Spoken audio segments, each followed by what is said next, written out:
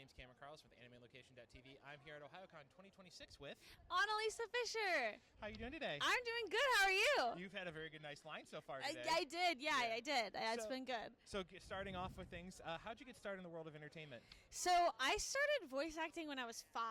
Really? Yeah, I was diagnosed autistic at 5 years old, and I was like pretty nonverbal the beginning of my life. And when I got into an acting class, it was like my brain exploded. I finally understood why people talk the way they do, what conversations were, why people listen, and I couldn't get enough. But I had nodes on my vocal cords as a kid from like talking all at once, so I had a really raspy voice, and the voiceover world loved it. I started in doing radio and commercials, and then through acting classes continued on with musical theater, and then got into on camera, and then kept doing VO, and then booked a Netflix movie, so I moved to LA, and then it all history.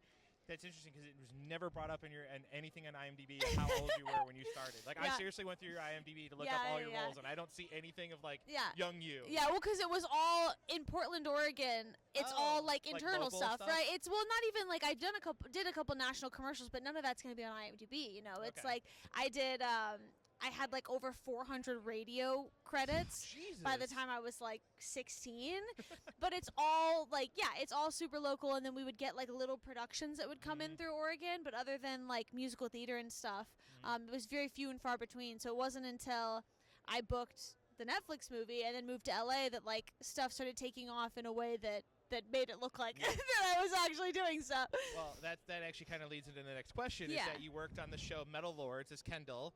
You got to play the drums. Yes. And truly embody her. What was the character meant to you, and you have saved and have you saved up for your own drum set, as you talked about in that interview that I read? Yeah. Have you saved up for your own drum set yet? I don't have an acoustic drum set, which I'm very sad about because I would love one, but I do have an electric kit. Cool. I got a really, really shitty electric kit right after we finished filming because I just wanted to keep playing. And I still take lessons once a week, an hour a week. I practice 45 minutes a day. It has become my favorite hobby in the whole world. And then this last January, a year ago, basically today, I got a brand new drum kit, like one of the top of the line ones. I saved up for like 3 years. Yeah. It's really, really high quality, and I'm really happy. Awesome. So you also got to voice Quinn Crowley in Silver and Blood, which she is tied heavily to the main plot. How's it like bringing her to life, or in this case, unlife? Yes, I love Quinn. Getting to voice Quinn was one of the coolest things in the world because Agnes, who plays basically like Quinn's counterpart in the entire story, is Valeria Rodriguez's character, and they mean the world to me. So us getting to go into the booth together and craft that story was unreal. And I took a lot of inspiration just from how vulnerable Firefly is with things and brought that into Quinn. And I don't know, it's just really cool. I really like that game. Well, I'm a gothic guy. Yes. So I love the gothic aesthetic. Yes. So the costumes are gorgeous. Yeah, I'm a Magic the Gathering player, and I have 2 vampire decks. Oh, okay. Yeah. So on top of voice acting, you still perform live action, as we discussed, in a series called and not just in the metal one, but also Wonderland Murders and Crazy Fast. When working on a live action, do you use any techniques from voice acting to better help with your live action? You know what's crazy is I never thought that I did until it got brought up to me with Metal Lords, because we had to there's a hot tub scene in Metal Lords. It's like a 6-minute scene. Yeah. And we ended up having to ADR the entire scene. Really? Like, none of the audio was usable. And DB Weiss had called me before I went in, and he was like, this is going to be really hard, and I just need you to bring it. And I was like, I've been doing VO since I was 5. I got it. Like, ADR is not going to be a problem. And we went in, and we were listening to it, and I went and did one of the first lines, and our engineer was like, Annalisa, this is weird, but when you played Kendall a year ago when we were shooting this, she was a bit higher pitched. And I was like, was she? And they played it back for me, and it was like I had became this different person. She was much girlier, she was much higher pitched, and I was like, damn, I guess I was in a lot of way. And then a lot of my acting coaches have said that like my voice has changed when I'm playing different roles. So I guess subconsciously I don't mean to. Well, you're like, it's a different character, so I'm going to give different voices to the different character. I guess so. Well, that's kind of cool. So it says you worked on the anime Pride of Orange, an anime focused on a women's hockey team. How was it like working on that show, and did you learn how to play hockey to help you with the role? So that was my first ever anime, which was really cool because anime can be hard to break into.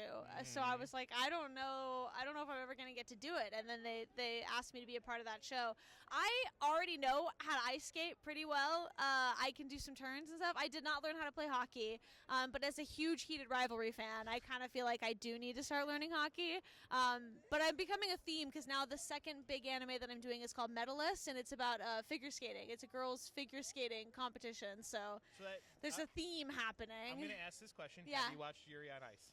No, but I have heard that everyone that I've said, oh, I love Heated Rivalry, they're like, but have you seen Yuri on Ice? And I need to get on it. I have watched that show so many times. Have you seen Heated Rivalry? Not yet. Okay, well, then we'll switch. I'll watch that, and you watch Heated Rivalry, and then we'll reconnect. You tell me you think. I'm friends with Jesse Greeley. I'm friends with Jerry Jewell and most of the principal cast of Yuri on Ice. So I'm like, friend.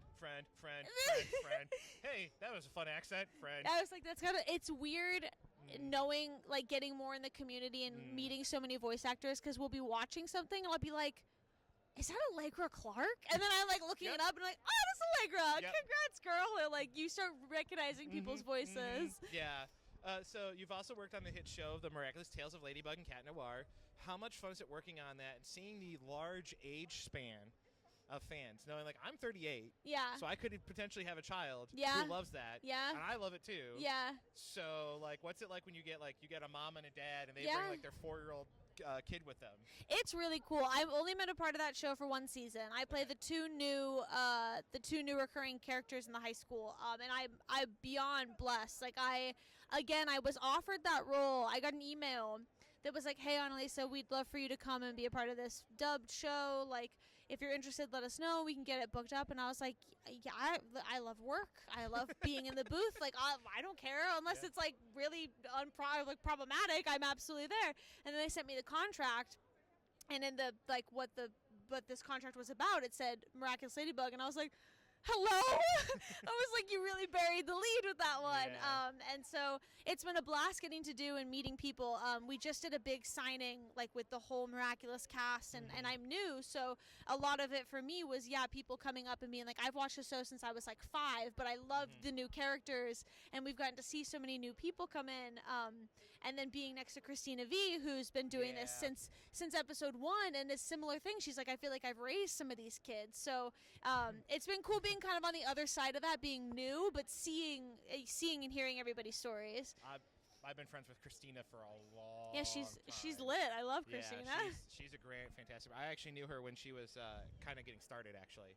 Like, I knew her, like, back on the Newgrounds days. Whoa! Yeah, so I've known Christina for a long time. Yeah. So you also worked on Rainbow High as Rosetta and Delphine Young. Yeah. How did this project come about, and how much fun was it to come back repeatedly? Because, I mean, it's not just one series. It's going on for multiple series. Yeah, that one is weird. I mean, the more that I've been getting into some of these, things that are like Miraculous and even Honkai, and now Rainbow High and stuff like that, it's like, it's so weird that you think you're done. Like, you go in and you record, and like, okay, we're done, right? And then, like, they call you like 6 months later, and they're like, no, you're back. And I'm like, what do you mean I'm back? My character, like, left to a different dimension or something, and then they come back.